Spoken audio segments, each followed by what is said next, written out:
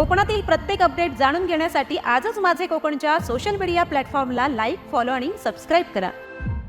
अलिबागचे आमदार महेंद्र दळवी यांनी राष्ट्रवादीचे नेते सुनील तटकरे यांच्यावर जोरदार टीका करत त्यांनी अनिकेत तटकरे यांच्या उमेदवारीवर देखील प्रश्नचिन्ह उपस्थित केले।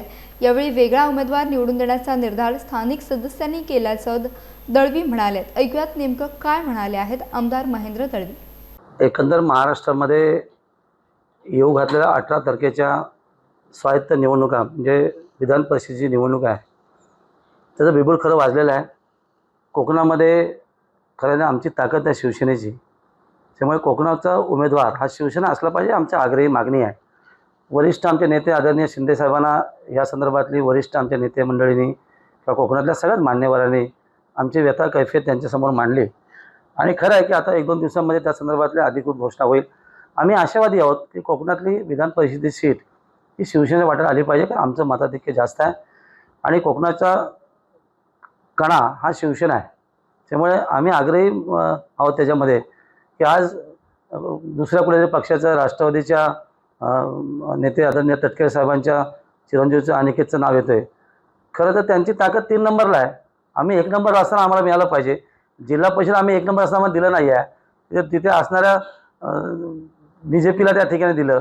आम्ही तर स्वागत केलं, वरच्या आदेशाप्रमाणे आम्ही सत्तेत सहभागी झालो, आणि शेवटी जिल्ह्याचा विकास गाडा चालत असेल तर सगळ्यांचा समन्वय पाहिजे।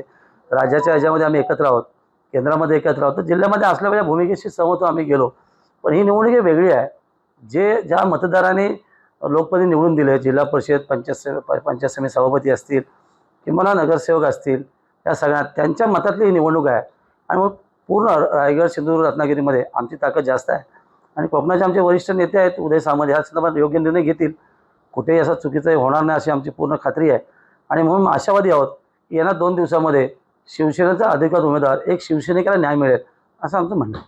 पण आता एकंदर बातम्या स्वरूपात मीडियासमोर बघितलं तर राष्ट्रवादीमध्ये तटकरे कोणी विचारणं अशी परिस्थिती निर्माण झाली आहे आणि आत्तापर्यंत त्यांचा जो का राजकीय प्रवास आहे तो उलटफेर करणार निश्चित आहे।